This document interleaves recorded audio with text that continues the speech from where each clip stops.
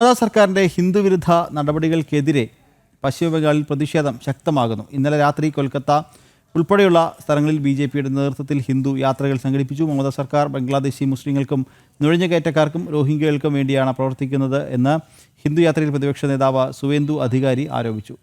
ജിഷ്ണു കൃഷ്ണൻ വിശദാംശങ്ങൾ നൽകാൻ ചേരുന്നുണ്ട്. ജിഷ്ണു, മമതാ സർക്കാരിന്റെ ഹിന്ദുവിരുദ്ധ നടപടികൾക്കെതിരെ പശ്ചിമബംഗാളിൽ പ്രതിഷേധം ശക്തമാവുകയാണല്ലേ?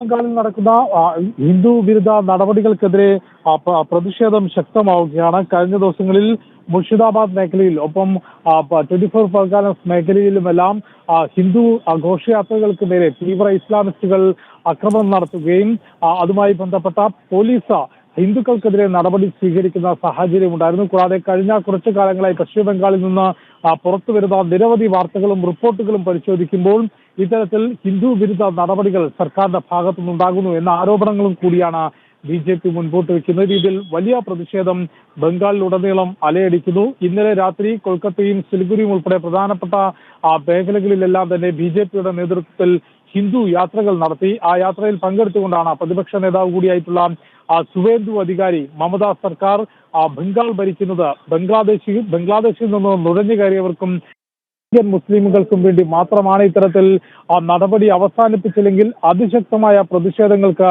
വരും ദിവസം മമതാ സർക്കാർ അല്ലെങ്കിൽ ബംഗാൾ സാക്ഷ്യം വഹിക്കേണ്ടി വരും എന്ന പ്രസ്താവനയാണ് പ്രതിപക്ഷ നേതാവ് കൂടിയായിട്ടുള്ള സുവേന്ദു അധികാരി നടത്തിയത്. പ്രത്യേകിച്ച് നിയമസഭാ തെരഞ്ഞെടുപ്പ് അടുത്ത പശ്ചാത്തലത്തിൽ വോട്ട് ബാങ്ക് സംരക്ഷിക്കുന്നതിന് വോട്ട് ബാങ്ക് രാഷ്ട്രീയത്തിന്റെ ഭാഗമായി തീവ്ര ഇസ്ലാമിസ്റ്റ് നയങ്ങളെയും ഭീകര നയങ്ങളെയും മമതാ ബാനർജി സംരക്ഷിക്കുകയും കൂടെ നിർത്തുകയുമാണ് എന്നും, കൂടാതെ നിലവിൽ ബീഹാറിൽ തെരഞ്ഞെടുപ്പ് കമ്മീഷൻ നടത്തിയതിന് സമാനമായിട്ടുള്ള പരിശോധന ബംഗാളിലെ വോട്ടർ പട്ടികയിലും തെരഞ്ഞെടുപ്പ് കമ്മീഷൻ നടത്തണം എന്ന ആവശ്യം ബി.ജെ.പി മുൻപോട്ട് വെച്ചിട്ടുണ്ട്. തെരഞ്ഞെടുപ്പിലെ ജയം കണക്കിലെടുത്തുകൊണ്ട് അല്ലെങ്കിൽ തെരഞ്ഞെടുപ്പിൽ ജയിക്കുന്നതിന് വേണ്ടി ബംഗ്ലാദേശിൽ നിന്ന് അനധികൃതമായി കുടിയേറിയവർക്കും റോഹിംഗ്യൻ മുസ്ലിമുകൾക്കും വരെ മമതാ സർക്കാർ വോട്ടവകാശം നൽകിയിട്ടുണ്ട് എന്ന ആരോപണമാണ് അവിടെ ബി.ജെ.പി മുൻപോട്ട് വെക്കുന്നത്. അതുകൊണ്ട് തന്നെ ബീഹാറിൽ നടത്തിയതിന് സമാനമായി വോട്ടർ പട്ടിക കുറ്റമറ്റതാക്കുന്നതിനുള്ള പരിശോധന നടത്തണമെന്ന ആവശ്യം ബി.ജെ.പി മുൻപോട്ട് വയ്ക്കുന്നു. ഒപ്പം സംസ്ഥാനത്ത് നടക്കുന്ന ഹിന്ദു വിരുദ്ധ പ്രവർത്തനങ്ങൾ നടപടികൾക്കെതിരെ മമതാ സർക്കാർ ശക്തമായിട്ടുള്ള നടപടി സ്വീകരിക്കണമെന്നും അതല്ലെങ്കിൽ വരും ദിവസങ്ങളിൽ അതിശക്തമായിട്ടുള്ള പ്രതിഷേധങ്ങൾ ബംഗാളിൽ ഉണ്ടാകും എന്നുള്ളതുമാണ് ബി.ജെ.പി വ്യക്തമാക്കിയത്. നിഖിൽ.